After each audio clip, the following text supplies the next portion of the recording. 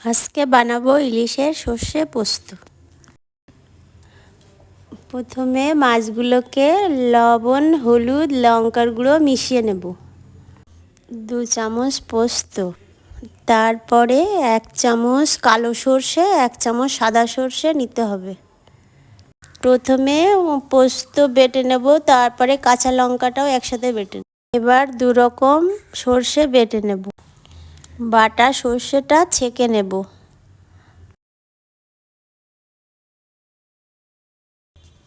এবার মাছটাকে ভেজে নেব।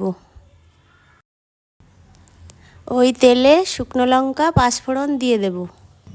এবার সর্ষে বাটা জলটা দিয়ে দেব। তারপর নুন হলুদ দিয়ে নেব। এবার পোস্ত, কাঁচা লঙ্কা বাটা দিয়ে দিতে হবে। স্বাদ মতো চিনি দিয়ে মাছগুলোকে দিয়ে দিতে হবে। শেষে কাঁচা লঙ্কা, কাঁচা সর্ষের তেল দিয়ে নামিয়ে নেব।